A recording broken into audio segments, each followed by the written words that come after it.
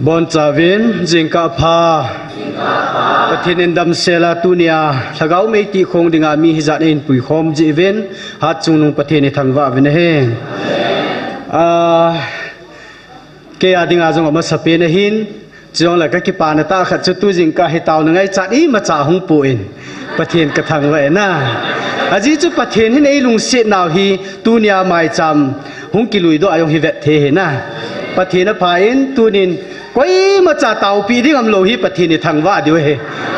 bát thấy chân nào he thì bảo men bát thiên thằng vợ nằm hành lang, bát thiên lệ khắp bút thiên Bible và nuôi pum pia đây piu Bible hin chỉ lấy ho nằm pia đi ngap bát thiên đây piu, hết chỉ lệ khắp bua aku na hin, bát thiên cầm sung so khát là ni hin sim do mà sắp pening kate, van muna zong ke ma Keiman kasim saho kapai ha theya ahile leisi na jong ata alhem kalhan the ahi hezi chun nang ho nammi te hi mi ham phan hi ve ata sante ho zo se ka go lo dinga kalhan do nammi te nahi ve keima ta sa hung ka hipon ka o naza theina diwa kalhaga wa nang hola hichi ta samang cha nang hola ata alhem ata san ho kalhan do theina dinga ka o a kalhaga wa ka hung vil na hi ve aji chu ata alhem khan phat anai tai tunia hunga lungil ta ata asana din pi ho mi ham pha na hi ve Hichilei se na bo ka phat theina na chandi wa hipon van go na loading zo jivin ki pa zo ven aji chu ke ma ka hung kit ni ting le ke ma ta kalim le kamela nei mu di wa ka hung dinga hi bove tunia ka hung vil naw le o a ka hung vil naw hi na za theina di wa nang ho nammi te ka hung vil naw he hallelujah pathen thangwain phan Hallelujah. Kipam be se zengin pathin nei puida no lo pin tunia mai cham phunga dam lo ja taw na mai cham ngai chan ho thum lo waium the naw hi pathin phat na hi ti mu do vin pathin ni thangwa ven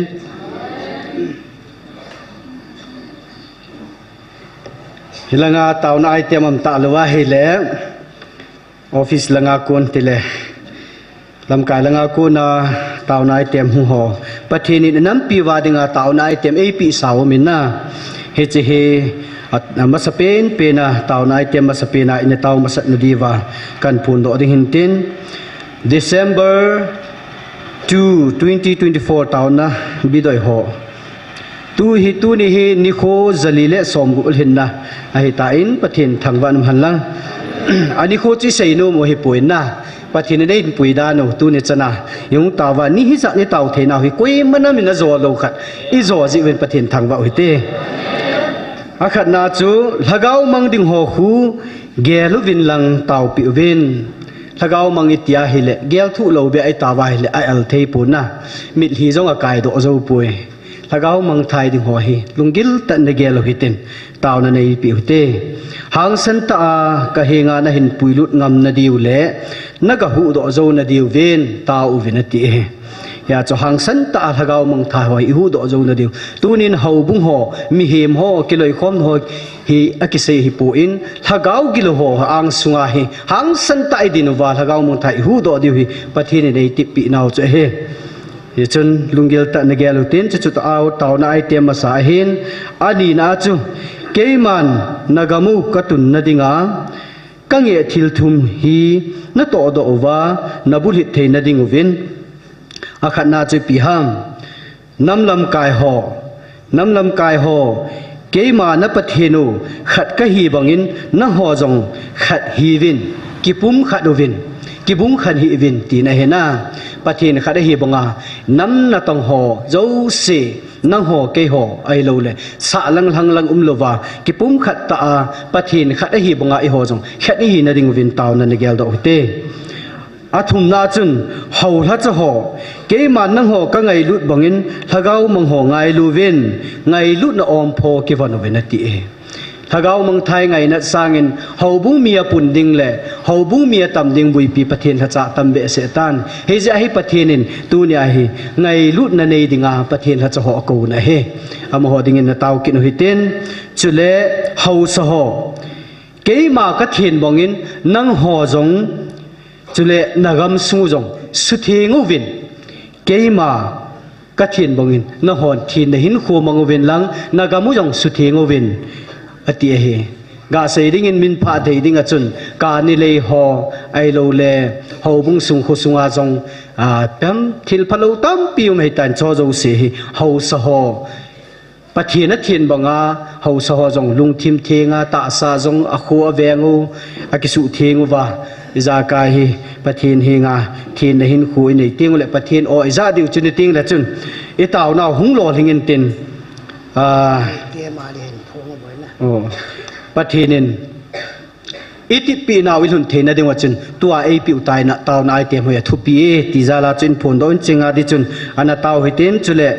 thagau hu hing na kem ti pawa khan mi paw khana ko ne hung lu den thagau hu hing na kem hi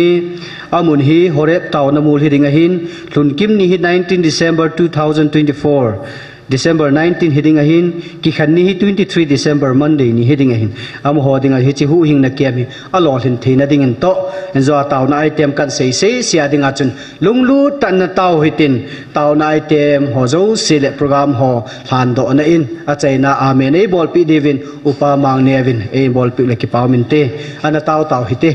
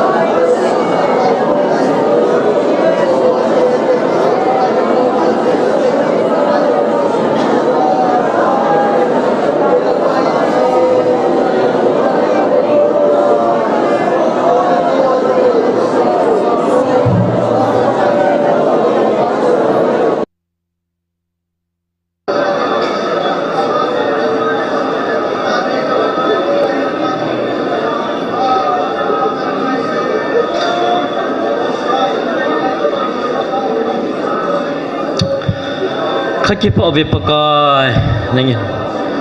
nang mà này thupi dung về chỉ lại mà na tao na mấy kỹ công đi ngà gui tan lâu về bậc ai hình xịa hong jing ding nangin na chate nei gon jing je ben ka ki pa bin min thing lo pi ka hin thang ba ve pakai tunin nangin he pa gam sunga nangin nampum pi nei gel kho ji ba na oni hung za sa nau tuni san ge hathiam thei lo ho dinga ka taw nau he in ting le ngam sung pum pia pakai nang mal ha gau chen na ding le nangin nei op khum thei na diwa ka gam sung uzong ka su thing diwa nangin nei thu pi tuni in gam sung mo pu ha ho so lung thim sungin thu se na na to apakai ka gam sung wa na nga dinga thing lo zo se pakai su mangam the na dingin pakai nangin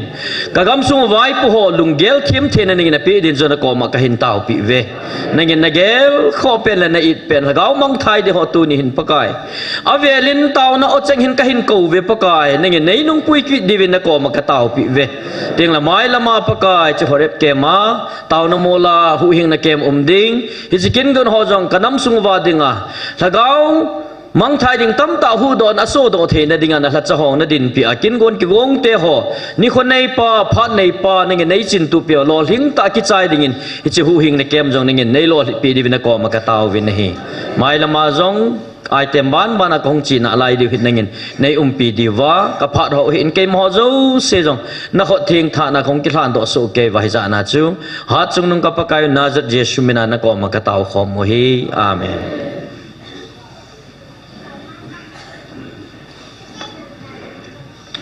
ki pamin taw na item ma sapen ki tup tai chai sa ji chai sa ji ven ha chung nung pathen thang van man lang ban ne chal di wahitan tu ni kiman cha ne program chom cha hin phun do ne ning ka te taw na e na lam kai diu he pastor ngamlun pangamlun hong hiding a hin chele bible sim ding he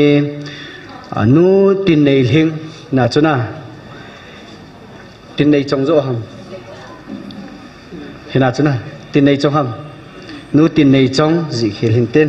nu tin nei chong aman ha masapenin bible chang in simpi vinten chuting la bana hi thi thim gmfti member thi thim hinten ang ki chaiting le la sading hi tu ne la sading hi ni li mi ngai ne vin amasapena sading hi nu ha ha le anaw nu hong heding a hin aban ting le nunga ning pi gmfti member hinten chule athum na hi heling nu le pa heding a hi in chule heling nu le pa hin azo ting le amanin program an kilahan ting le heling pa hin aminon hin sei le ka ti na het nom so ke vai mo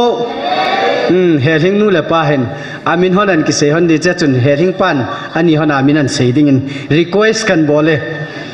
aji chu mi amin ki hello chu e piha khauji jongum lo ko heling nu le pa ki ti jing thelo he na chen ten chule special kitile la sa ho zo si chobona special su ke he jong le taw na item in la pi ding pau hong din masang chana la ina sa pi de ni ki gin pi thei ding win pa thong len ulenin pathin wa choi la khat ni ki gin pi le phan te he chang chu tu nei ki man cha na di hin ten tun isei ma bong win ama sapenin bible an sim ding in nu tin nei chong an ko hitin aban ting le thi thi min an zui pe ding in kiat sa bin he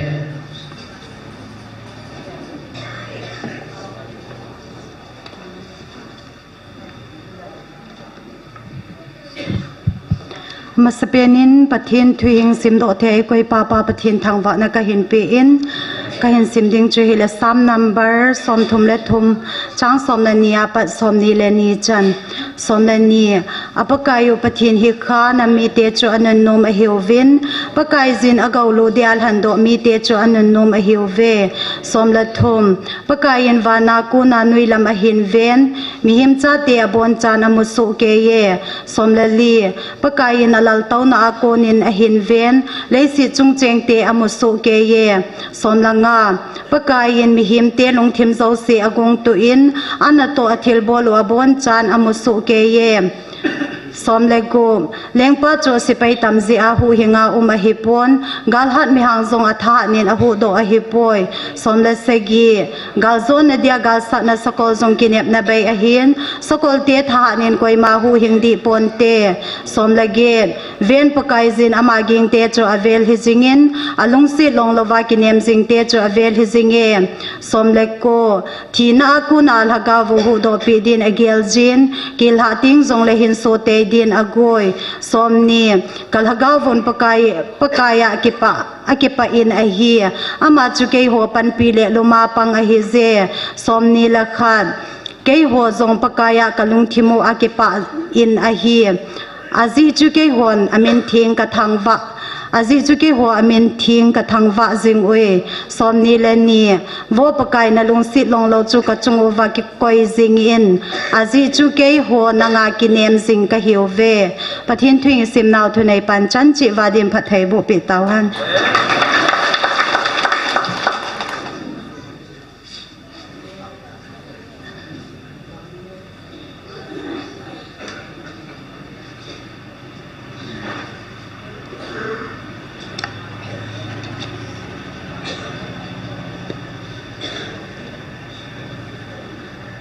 Vợ mong thầm là ngã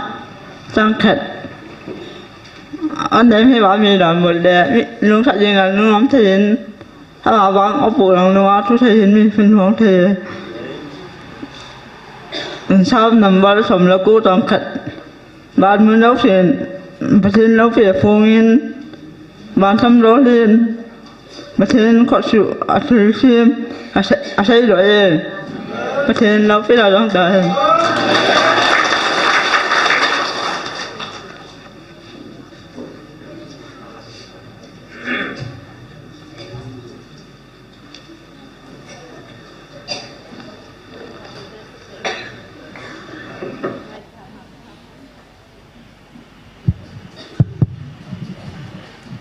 อามาสเปนินตัวนี้ฮิตบังพัดพาดำนาเอเปียประเทศกระทางวะหันินเกนินจงประเทศทางวะนันดิงินคริสต์มาสละขันหินสลันอิง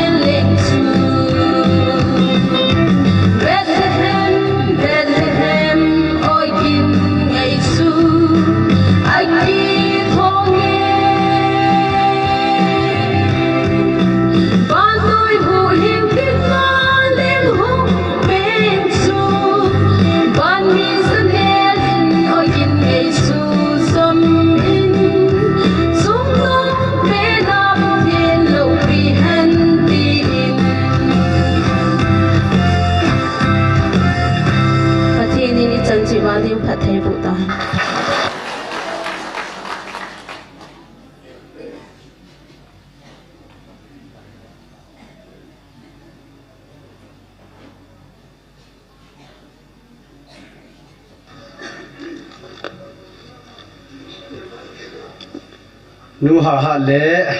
anau nu pathin wa choi la ngai tai sa pi jevin mani chunga ki pa thu sevin mani zalin pathin thangwa win he Bible simten ni o themenin ki pa men tua hi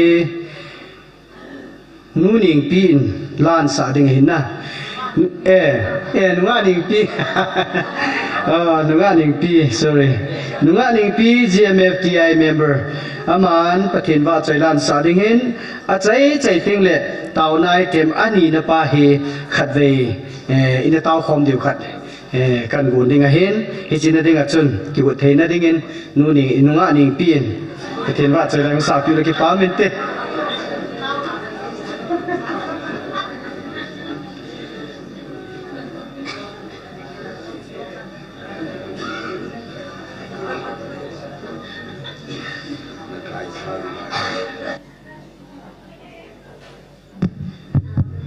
Hello.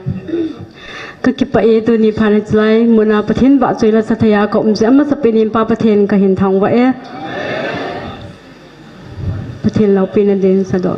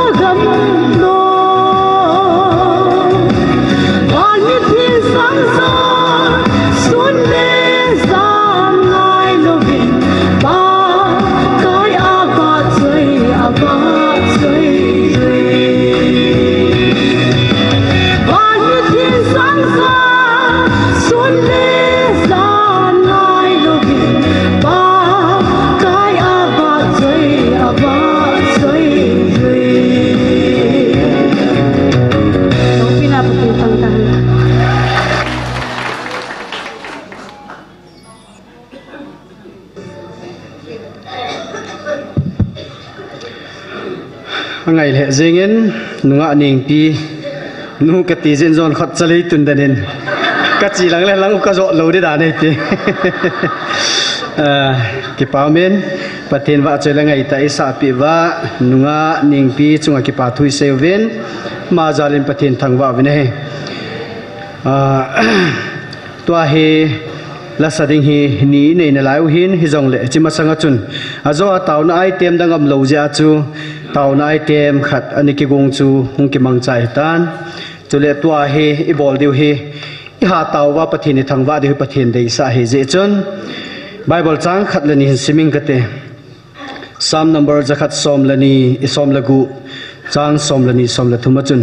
thilpha simzo lu e bol pi ja pakai chu ipi kapi ding hitam hu hing na chu khon bongin dom sanging ting pakai minin taw vinge hi chi hi honi bat no he na pathenin gal nei te gal nei lo banga lungmong sela I ho pathe ibu na wa ata san lo ho jong hui dama chan naw hi pathini thangwa na diu he na hi ji chun ki pa thu hi isei chimti nei lo pen diu cha hi ji chun ton jong taw na item dang dang chu thil chom hen ten pathin ko ma ki pa thu isei diu hi bat no he je chun tunin pathinin oi hung vil jing naw hi in chule ei hoi dam naw hi in galet tul he phalwa lungmong ta pathini ho vai wa choi the na ho hi pathin ko ma lung na chim ta in ki pa thu ho hi kin ka sei do lo tam pi lung thim wam ding hin hi chu chu pathin ko ma atum ben ki pa thu seutin pathin thangwa hi ten at sei na chu hi ho pa manglal ka pa manglalin taw na amen cho manin bol pi la ki pa min te hin thei chen pathina nga ki pa thu seute